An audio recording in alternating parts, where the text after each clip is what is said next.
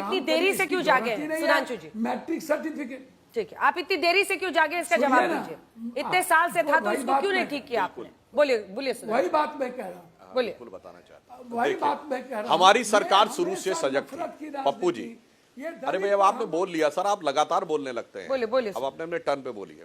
देखिए हमारी सरकार शुरू से सजग थी। जब हमारी सरकार आई आपको पता है, जब राशन कार्ड की जांच की गई तो 4 करोड़ से अधिक फर्जी राशन कार्ड पाए गए। 4 करोड़ से अधिक देश में, वो खत्म हुए डीपीटी। अब आइए साहब, जो आधार जो है वो बनाने का काम राज्य सरकारों का होता था। अनेक राज्यों में इस ढंग की खबरें आई, जहां विपक्ष की सरकारें थी। ये हुआ तो हमारी सरकार ने कहा साहब ऐसा है, आधार को बायोमेट्रिक से कनेक्ट कर देते हैं। अब इसमें कोई घपले की गुंजाइश नहीं रहेगी कि एक राज्य से आदमी आधार लेके जाकर दूसरी जगह पे अपना आधार कार्ड चेंज करा लेगा। तो साहब इन्होंने हल्ला मचा दिया जब हमने कहा कि एनआरसी लाएंगे और बायोमेट्रिक के द्वारा आधार कार्ड से पारदर्शिता आ जाएगी कि जो व्यक्ति जहां रजिस्टर्ड है वो भारत में कहीं भी जाएगा, उसके बायोमेट्रिक्स उसके साथ होंगे, ये पता लग जाएगा कि इससे पहले कहां का वोटर था। मगर इन लोगों ने उसके खिलाफ हल्ला मचा दिया। और अब जैसे ही किसी राज्य में चुनाव आता है, चुनाव आयोग मतदाता सूची को देखता तो ये फैक्ट सामने आता है, तो समझ में आ जाता है। तो जो आप आरोप लगाते ना कि महाराष्ट्र में चले गए थे, तो वो भी नहीं हो पाता। अब अगर बिहार में कहीं से आ गए तो वो भी नहीं हो पाएगा। मुझे तो ये समझ में नहीं आता है कि ये हमेशा पहचान छुपाकर इस ढंग की वोटिंग करने वालों के साथ आप क्यों खड़े होते? ईमानदारी से, पारदर्शिता के साथ चुनाव में क्या समस्या है? हमारी सरकार तो हर ढंग से सजग थी, मगर क्या बताएं साहब, आपकी जो आपने कहा बांग्लादेश के अखबार में आपने आर्टिकल लिखा, हम नहीं कह रहे।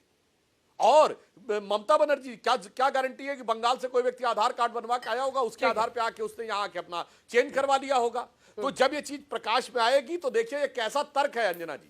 यानी जब चोरी पकड़ी जाए तो चोर ये कहे कि मैं तो चोरी कई दिनों से कर रहा था, आज ही क्यों पकड़ी गई, इसका मतलब थानेदार की गलती है। ये जितना हास्यास्पद तर्क है वैसा ही तर्क इस समय देने का प्रयास किया जा रहा है। लेकिन सर, अच्छा अभय दुबे जी आ गए, अभय दुबे जी जिसका जनाधार होगा वो चुनाव जीतेगा। पर सुधांशु जी आधार कार्ड भी तो आप ही लोग बनवाते हैं ना 2024 में अरे कांग्रेस सर, ने, आधार मगर कार्ड ये कौन चुनाव बनवाता जीते है? ना। सुधांशु जी आधार कार्ड कौन बनवाता है? कैसे फर्जी आधार कार्ड बन रहे हैं? राज्य सरकार के अधिकारी वेरीफाई करते हैं। इसीलिए सबसे ज्यादा उन्हीं राज्यों में बने हुए फर्जी आधार कार्ड जो भी खासकर वो जहां सेकुलर सरकारें हैं और जहां सेकुलर वातावरण बहुत ज्यादा है, वहीं पे समस्या आ रही है। तो नीतीश बाबू कर रहे हैं, तो नीतीश बाबू कर रहे हैं। संवैधानिक दृष्टि से राज्य सरकार के ही अधिकारी ये बनाते हैं और उसको वेरीफाई करते हैं।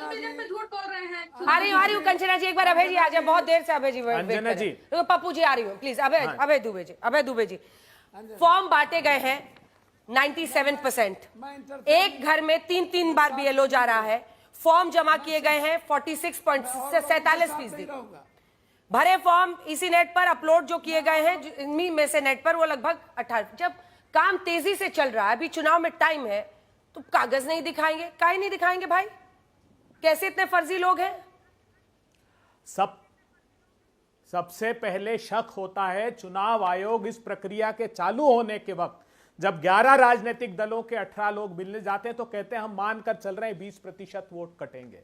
दूसरा वक्तव्य देते हैं, अभी पप्पू यादव जी ने कहा इनकी जो ई श्रम पोर्टल है उस पर 2,90,00,000 लोगों ने अपना सर्टिफिकेट दिया है कि हम मजदूरी करने के लिए बिहार से बाहर गए हुए हैं।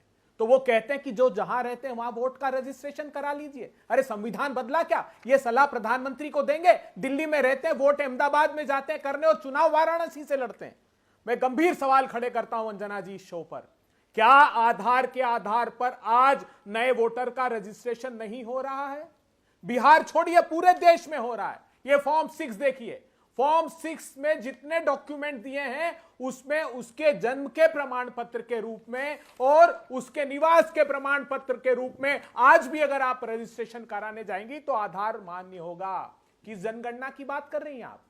भारत में 2011 के बाद जनसंख्या गिनी नहीं गई है। ये उत्तर देते हैं आधार के लोग। वो कहते हैं कि जहां 126%, 140%, 130% दिखाई दे रहा है, वो जो प्रोजेक्टेड पॉपुलेशन की गलती है, वो आधार की गलती नहीं है। क्या कह रहे हैं सुधांशु पप्पू जी त्रिवेदी आ रहे अरुण जेटली जी को सुनिए। और मैं चुनाव आयुक्त से कहता हूं, चुनाव आयुक्त महोदय, भारत के संवैधानिक मर्यादाओं को भारतीय जनता पार्टी के चरणों में मत पटक दीजिए। इनकी सत्ता में कीड़े पड़ेंगे, झूठ बोलते हैं। ये कह रहे हैं अरुण जेटली साहब, 22 अप्रैल 2002 को जवाब दिया उन्होंने कहा कि एसआईआर की प्रक्रिया सिर्फ वो है कि जो मर गए लोग और जो स्थायी रूप से घर छोड़कर चले गए हैं, उनको हटाने की प्रक्रिया है। इसका deletion of these names was carried out on the above grounds only, not the basis of verification of citizenship। ठीक है, इसका नागरिक